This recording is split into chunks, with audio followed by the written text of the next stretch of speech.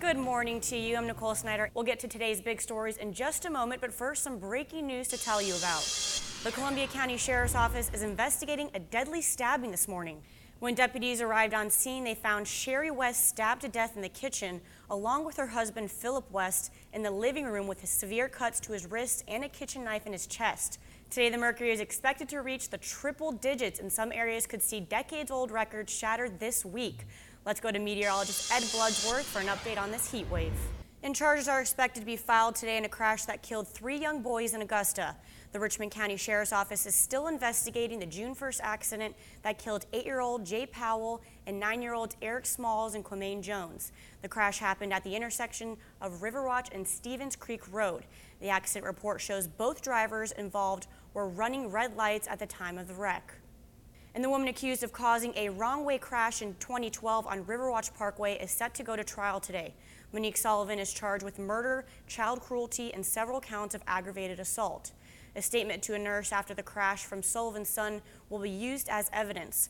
The boy was in the van Sullivan was driving when the accident occurred, and witnesses told dispatchers in December 2012 that Sullivan was on the wrong side of Riverwatch Parkway for nearly 4 miles. One victim later died from injuries she got in the accident.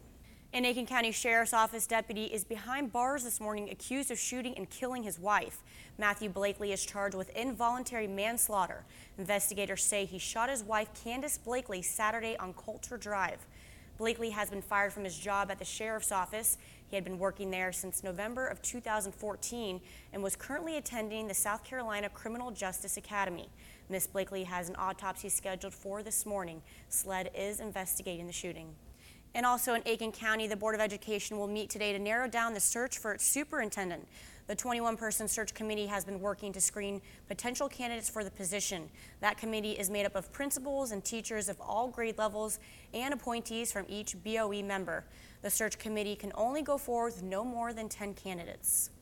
And now to a big story we continue to follow. Charges are expected to be filed today in a crash that killed 3 young boys in Augusta. And that's where our Julie Parisi is live this morning. Julie, police are still investigating this accident.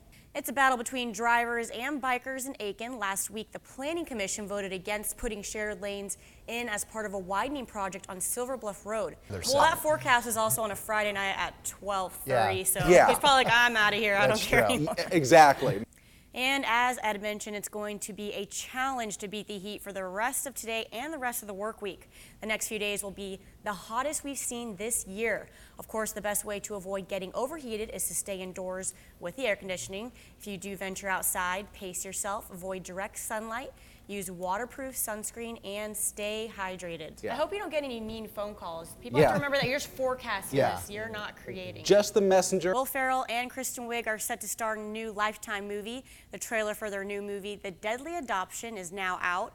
Back in April, there was a report of the movie being canceled, but it is now back on. In the film, the former SNL stars play a couple who house and care for a pregnant woman with the hope of adopting her unborn child. The movie is scheduled to air this Saturday. And Jurassic World stomped into theaters as moviegoers flocked to the film's opening this weekend. The Universal Pictures dinosaur thriller drew in over $200 million.